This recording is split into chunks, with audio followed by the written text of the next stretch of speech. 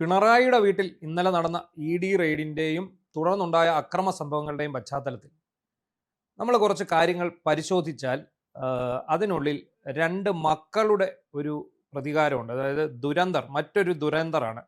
അതിൽ ഇപ്പോഴത്തെ ദുരന്തർ എന്ന് പറയുന്നത് ബിനീഷ് കോടിയേരി.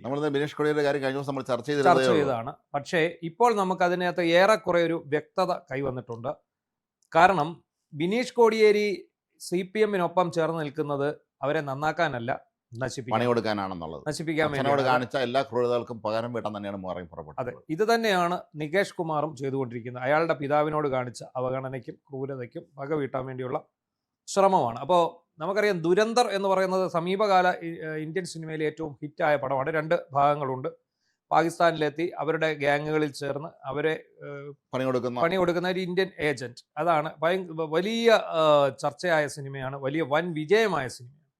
അതായത് എതിർ കൂടാരത്തിൽ കടന്നു കയറി ചാരപ്രവർത്തനം ചെയ്ത് അവിടെ നിന്നുകൊണ്ട് അവരെ ഓരോന്നായി തീർക്കുക. ഇതാണ് നമ്മൾ ആദ്യം കണ്ടത്. അത് രാഷ്ട്രീയത്തിലും കേരളത്തിലും ദേശീയ തലത്തിലും ഇത്ര ആളുണ്ടായിരുന്നാണ് കേട്ടിട്ടുള്ളത്. അതെ, ഇതാണ് ഇപ്പൊ നമ്മൾ ഗ്രൂപ്പിലേക്ക് ഇപ്പൊ നമ്മൾ ആദ്യം കണ്ടത് നികേഷ് കുമാറിനെയാണ്. അപ്പൊ നികേഷ് കുമാർ അയാളുടെ ചാനലൊക്കെ വിറ്റ് അതിന്റെ പൈസയൊക്കെ കൊടുത്ത് കടമെല്ലാം തീർത്ത് അയാൾ കുടുംബത്തോടു കൂടി സെറ്റിലായി ഒരു ഭാഗത്തോട്ട് മാറി. അതിനുശേഷമാണ് അദ്ദേഹം തന്റെ അതിന് പ്രതികാര നടപടി അല്ല എന്ന് നമുക്ക് ഒരിക്കലും പറയാൻ കഴിയില്ല. കാരണം ഇത്തവണ ഈ LDF-ന് ഭരണം നഷ്ടമാകാനും ഇത്രയും ദയനീയമായ അവസ്ഥയിലേക്ക് എത്തിക്കാനും നികേഷ് കുമാർ പിണറായി വിജയൻ അപഹാസ്യ കഥാപാത്രമായി കേരള രാഷ്ട്രീയത്തിലെ മാറ്റാനും ഗോവിന്ദനെ മാറ്റാനും വളരെയേറെ സഹായകരമായിരുന്നു നികേഷിന്റെ നിലപാടുകൾ. മാത്രവുമല്ല, ഇതിൽ പ്രത്യേകിച്ച് ഈ പണ്ട് CPM-ൽ ബദൽരേഖ ഉണ്ടാക്കിയ കാലത്ത് അന്ന് പിണറായി വിജയനും ഈ ഗോവിന്ദനും എല്ലാം MVR-നൊപ്പം നിന്നതാണ്. സമയപ്പോൾ ഇവരെല്ലാം മറികടം ചാടിയതാണ്. മാത്രമല്ല, ഈ MP ഗോവിന്ദൻ പിന്നും കുറേ കാലം കൂടി MVR-ന്റെ കൂടെ തന്നെ നിന്നിരുന്നു. പിണറായി വിജയനൊക്കെ വന്നതിന് ശേഷം കുറേ നാളുകൂടെ കഴിഞ്ഞിട്ടാണ് ഇത് സുരക്ഷിതമല്ലേ എന്ന് സംശയം ഗോവിന്ദൻ പതുക്കെ തിരിച്ചു കയറിയത്. ഇന്ന് നമ്മളുടെ പല CMP നേതാക്കന്മാരെക്കാളും മുമ്പ് MVR-ന്റെ ഒപ്പം നിന്ന ആളാണ് MP ഗോവിന്ദൻ എന്നാണ് പറയപ്പെടുന്നത്. അപ്പോൾ ശരിക്കും എന്താണ് ഈ MVR-ന്റെ ജീവിതത്തിൽ ഉണ്ടായത്? അല്ല, MVR-ന്റെ ജീവിതത്തിൽ ഉണ്ടായത് അദ്ദേഹം ഈ ബദൽ രേഖ എന്നുള്ള ഒരു മുസ്ലിം ഉൾപ്പെടെയുള്ള പാർട്ടികളുമായി കൂട്ടിട്ടുണ്ടാക്കണം എന്നുള്ള ആവശ്യം മുന്നോട്ടെത്തിയതാണ്. അതിനൊരു ബദൽ രേഖ അവതരിപ്പിച്ചു. പക്ഷെ അത് പാർട്ടിയെ തള്ളി കഴിഞ്ഞിട്ടും MVR അത് വിട്ടില്ല. പക്ഷേ ഈ പാർട്ടി തള്ളുന്നുണ്ടപ്പോൾ കൂടെ നിന്ന് ജയിച്ച മഹാന്മാരെല്ലാവരും മറികടം ചാടി. VS കൂടെ സെക്രട്ടറിയാണ്. എതിർഭാഗത്ത് പിണറായി വിജയൻ കൂടെ ഉണ്ടായിരുന്നു. പിണറായി നായനാരൊക്കെ ഉണ്ടായിരുന്നു. ഒരുപാട് പേരുണ്ടായിരുന്നു. തിരുവനന്തപുരം ജില്ലയിലൊക്കെ ഒരുപാട് പ്രമുഖ നേതാക്കളുണ്ടായിരുന്നു. തിരുവനന്തപുരം ജില്ലയിലെ ചില നേതാക്കന്മാരെ വീട്ടിൽ വെച്ചെന്ന് ഡ്രാഫ്റ്റ് ചെയ്തെന്ന് കേട്ടിട്ടുണ്ടായിരുന്നു. അപ്പൊ ഇയാളെ കുഴി ചടിച്ച ശേഷം ഇവർ വലിഞ്ഞു. അങ്ങനെയാണല്ലോ. കാരണം രാഘവനൊക്കെ ഒരു ഭീഷണിയായിരുന്നല്ലോ. അതെ, MP വലിയ നേതാവല്ലേ. അപ്പൊ MP രാഘവൻ പാർട്ടി സെക്രട്ടറി ആകേണ്ട ആളായിരുന്നു അല്ലേ? പാർട്ടി സെക്രട്ടറി മുഖ്യമന്ത്രി ആകേണ്ട ആളല്ലേ രീതി വെച്ച്. അപ്പൊ ഈ ബദൽ രേഖ അവതരിപ്പിച്ച് പാർട്ടിയിൽ നിന്ന് പുറത്തുപോയ MP രാഘവനെ അവർ വർഗ്ഗശത്രുവും കുലംകുത്തിയുമായിട്ട് കണ്ടു. അങ്ങനെയാണല്ലോ അവരുടെ രീതി. പിന്നെ അയാളെ വഴി നടക്കാൻ അനുവദിക്കില്ല എന്ന് അവർ തീരുമാനിച്ചു. MP രാഘവൻ ബുദ്ധിമാനായിരുന്നു. അയാൾ CMP കമ്മ്യൂണിസ്റ്റ് മാർക്സിസ്റ്റ് പാർട്ടി രൂപീകരിച്ച് കോൺഗ്രസിനൊപ്പം ചേർന്ന് UDF-ൽ എത്തുന്നു, മന്ത്രിയാവുന്നു. അദ്ദേഹം മന്ത്രിയാകുന്നു. അങ്ങനെ പോകുമ്പോൾ മന്ത്രിയായിട്ടുള്ള MP രാഘവനെ തടയാൻ ഇവർ തീരുമാനിക്കുന്നു, പാർട്ടിക്കാർ. അങ്ങനെയാണ് കൂത്തുപറമ്പ് വെടിവയ്പ് ഉണ്ടായത്. 94 ഞാൻ മാതൃഭൂമിയിൽ ജോയിൻ ചെയ്ത് 3-ാമത്തെ 4-ാമത്തെ ദിവസമാണ് സംഭവം ഉണ്ടായത്. കൂത്തുപറമ്പ് വെടിവയ്പ് ഉണ്ടാകുന്ന 5 DYFI പ്രവർത്തകർ, CPM പ്രവർത്തകർ വെടിയേറ്റ് മരിക്കുന്നു. പാവപ്പെട്ട പുഷ്പൻ എത്രയോ വർഷം വെടിയേറ്റ് ഗുരുതര പരിക്കേറ്റ് പുഷ്പൻ ജീവിച്ചെങ്കിലും ചത്തതിനൊക്കുമേ ജീവിച്ചിരിക്കും എന്ന കണ്ടീഷനിലായിരുന്നു. ജീവിച്ചിരിക്കുന്ന രക്തസാക്ഷിയായിട്ട് മാറി. പക്ഷേ പിന്നീട് എന്താണ് സംഭവിക്കുന്നത്? അവസാന കാലത്ത് MVR-നെ തിരികെ CPM-ൽ എത്തിക്കാനുള്ള നീക്കം നടക്കും. അപ്പോഴേക്കും അദ്ദേഹം രോഗബാധിതനായിരുന്നു. അദ്ദേഹത്തിന് കടുത്ത ആരോഗ്യ പ്രശ്നങ്ങളുണ്ടായിരുന്നു. അദ്ദേഹം അറിഞ്ഞിരുന്നോ എന്നറിയില്ല. അദ്ദേഹം പൂർണ്ണമായി ബോധാവസ്ഥയിലായിരുന്നില്ല എന്നാണ് തോന്നുന്നത്. അതിനിടയ്ക്ക് ശാരീരിക മാനസിക പീഡനങ്ങൾ നിരവധി അദ്ദേഹത്തിന്. ഈ കൂത്തുപറമ്പ് വെടിവയ്പ് മാത്രമല്ല, നിയമസഭയിലിട്ട് അദ്ദേഹത്തെ ചവിട്ടിക്കൂട്ടി. അതുപോലെ അത് അഴിമതി ചോദ്യം ചെയ്തതിന്റെ പേരിലാണ് ചവിട്ടിക്കൂട്ടി.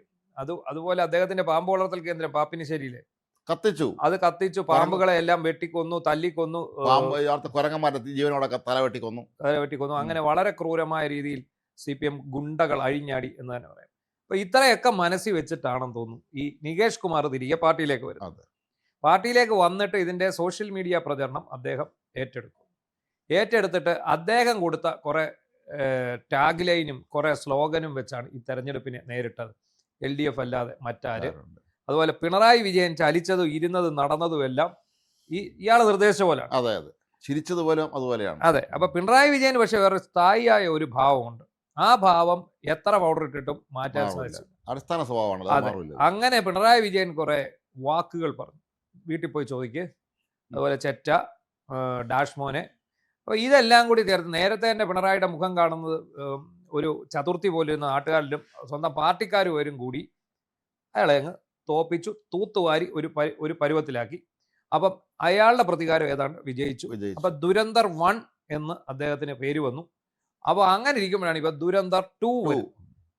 ദുരന്തർ 2 വരാനുള്ള കാരണം നമ്മൾ നേരത്തെ ഇന്നലെ പല വീഡിയോകളിൽ പറഞ്ഞതാണ്, എങ്കിലും ഒന്നുകൂടി പറയാം അല്ലേ? അതെ. അതായത് കോടിയേരി ബാലകൃഷ്ണനായിരുന്നു 2ാം ടൈമിൽ CPM-ന്റെ തുടർ ഭരണത്തിൽ മുഖ്യമന്ത്രിയാകേണ്ടിയിരുന്നത്. ഈ കോടിയേരി ബാലകൃഷ്ണൻ മുഖ്യമന്ത്രിയാകുന്നത് തടയുന്നതിന് വേണ്ടിയാണ് ബിനീഷ് കോടിയേരിയെ മയക്കുമരുന്ന് കേസിൽ ബാംഗ്ലൂരിൽ കുടുക്കി 1 കൊല്ലം അയാളെ ജയിലിലിട്ടു. അവസാനം ഇയാൾ നിരപരാധിയാണ്, പൊക്കോളാൻ പറഞ്ഞു. മാത്രമല്ല അന്ന് കർണാടക ഭരിച്ചിരുന്ന BJP ആയിരുന്നു, BJP സർക്കാർ. ഇവര് തമ്മിലുള്ള അന്തർധാര പിണറായി വിജയനും BJP സർക്കാരുമായിട്ടുള്ള അന്തർധാര 1ാം പിണറായി സർക്കാരിന്റെ കാലത്ത് തുടങ്ങിയതാണ്. അങ്ങനെയാണ് അദാനിയുടെ പോർട്ടിനൊക്കെ പെട്ടെന്ന് ശരവേഗത്തിൽ പണിയാൻ സാധിച്ചത്. അപ്പോൾ അങ്ങനെ ഈ ബാംഗ്ലൂരിൽ ജയിലിലായിരുന്ന ബിനീഷ് കോടിയേരി ജയിലിലായതോടെ പാർട്ടി സെക്രട്ടറി സ്ഥാനം ഒഴിയേണ്ടി വന്നു കോടിയേരി ബാലകൃഷ്ണൻ. അദ്ദേഹം മരിക്കുന്നു. അവസാനം നേരത്തെ തന്നെ അസുഖബാധിതനായിരുന്നു. ആ മകൻ ജയിലിൽ പോയത് ഓർത്ത് വിഷമിച്ച് ആ പിതാവ് മരിക്കുന്നു. അങ്ങനെ പിണറായി വിജയൻ ഉണ്ടായിരുന്ന ഏക വെല്ലുവിളിയും അവസാനിക്കുന്നു. അതിനുശേഷമാണ് ഈ മകൻ്റെ തിരിച്ചുവരവ്. സിനിമയിലൊക്കെ കാണുന്ന പോലാണ്.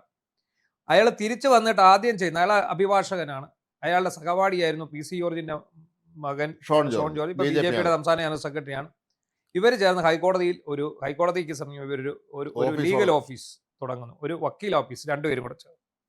അതിനുശേഷമാണ് ഈ SFIOയുടെ വിഷയവും ഈ പറയുന്ന SFIO ഇവരുടെ ക്രമക്കേട് കണ്ടെത്തിയതും ED റെയ്ഡും മറ്റു എല്ലാ കാര്യങ്ങൾക്കുമായിട്ട് ഷോൺ ജോർജ് ഇതിന് പിന്നാലെ കൂടും. അതിന് ഷോണിന് വളരെ കൃത്യമായി നീങ്ങാൻ കഴിഞ്ഞത് അത് ബിനീഷിന്റെ ബിനീഷാണ് ഇതിന്റെ വിവരങ്ങളെല്ലാം എടുത്തു കൊടുത്തതെന്നാണ് നമുക്ക് അറിയാൻ പറ്റുന്നത്. കാരണം അത് ഷോണിന് തന്നെ അറിയാം. അത് ഷോൺ അത് പറയുന്നില്ലെന്നേ ഉള്ളൂ. ബിനീഷും ഷോണും ചേർന്ന് ഒരു പട നയിക്കുന്നു. ആ പടയിൽ ഇവർ വീഴുന്നു. അത് അങ്ങനെ ഇന്നലെ വന്ന് അവസാനം ഈ റെയ്ഡിൽ കലാശിക്കുന്നു. അപ്പോൾ ആ റെയ്ഡിന്റെ മുൻനിരയിൽ തടയുന്നത് എന്ന വ്യാജേന ഇത് കണ്ട് ആസ്വദിച്ച് നിൽക്കുകയായിരുന്നു ബിനീഷ് കോടിയേരി. അവസാനം ഇടപെടുന്നൊക്കെ ഉണ്ട്, ഈ ബഹളം നടക്കുമ്പോഴൊക്കെ അദ്ദേഹത്തിന് ഇതുപോലെ ED റെയ്ഡ് അദ്ദേഹത്തിന്റെ വീട്ടിൽ നടക്കുന്ന സമയത്ത് അദ്ദേഹത്തിന്റെ അച്ഛനെയും തള്ളി പറഞ്ഞവരെ എല്ലാം പരിഹസിക്കുന്ന തരത്തിലാണ് അദ്ദേഹത്തിന്. കാരണം ഇത് പാർട്ടിയേക്കാൾ ഉപരി എൻ്റെ കുടുംബമാണ്, എൻ്റെ കുടുംബാംഗങ്ങളാണ് എന്നാണ് അദ്ദേഹം പറഞ്ഞത്. ഈ കോടിയേരിയുടെ വീട്ടിൽ റെയ്ഡ് നടക്കുമ്പോൾ ഇവർ പറഞ്ഞത് അത് നിയമത്തിന്റെ വഴി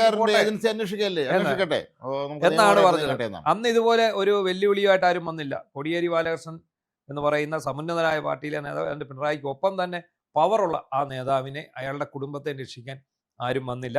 പക്ഷെ ഇന്നിപ്പോൾ എന്ത് സംഭവിക്കുന്നു?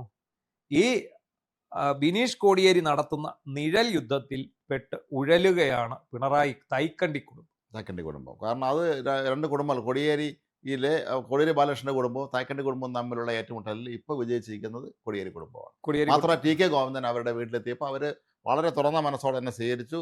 ബിനീഷ് കോടിയേരി ഉണ്ടായിരുന്നു, ബിനീഷ് കോടിയേരി അമ്മ വിനോദിനി ഉണ്ടായിരുന്നു. അവരെല്ലാവരും അദ്ദേഹത്തെ സ്വീകരിക്കുകയും ഇദ്ദേഹം ഞങ്ങൾക്ക് പാർട്ടി വിരുദ്ധനൊന്നും അല്ല എന്ന രീതിയിൽ അവർ നിലപാട് വ്യക്തമാക്കുകയും ചെയ്തു. 2020 മുതൽ ബിനീഷ് കോടിയേരിയെ പാർട്ടിക്ക് വെളിയിൽ നിർത്തിയിരിക്കുകയാണ്.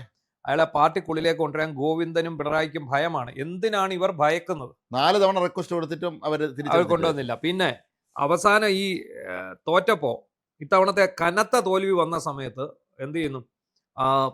അദ്ദേഹം ഒരു പോസ്റ്റ് ഇടും, ബിനീഷ് കോടിയേരി ഇങ്ങനെ ഒരു പാർട്ടി സെക്രട്ടറി ഉണ്ടായിരുന്നു എന്ന് പറഞ്ഞ് കോടിയേരി ബാലകൃഷ്ണന്റെ പടം വെച്ച് ഒരു പോസ്റ്റ്. ആ പോസ്റ്റ് വീണ്ടും MV ഗോവിന്ദനെ പ്രകോപിപ്പിച്ചു. എന്നിട്ട് ഇയാൾ പരസ്യമായിട്ട് പറഞ്ഞു, ബിനീഷ് കോടിയെ തിരിച്ചെടുക്കാൻ വരട്ടെ, അയാളുടെ ഫേസ്ബുക്ക് പോസ്റ്റുകളൊന്ന് പരിശോധിക്കട്ടെ എന്ന് പറഞ്ഞു. എന്തിനാണ് അത് പരിശോധിക്കുന്നത്? കാരണം അയാൾ ബിനീഷ് കോടിയേരി എത്ര തന്ത്രപൂർവ്വം ഒതുക്കി പിടിച്ചെന്ന് പറഞ്ഞാലും മനസ്സിൽ നിന്ന് ഇടയ്ക്കിടയ്ക്ക് തകട്ടി വരും തങ്ങളുടെ കുടുംബത്തിന് നേരിട്ട അപകടം. അത് വെച്ചാണ് അയാൾ അങ്ങനെ ഒരു പോസ്റ്റ് ഇട്ടത്. മാത്രവുമല്ല, ഇപ്പൊ നമുക്കറിയാം അയാളുടെ പരിശ്രമം അതിൻ്റെ പൂർണ്ണ പരിസമാപ്തിയിലേക്ക് പോവുകയാണ്.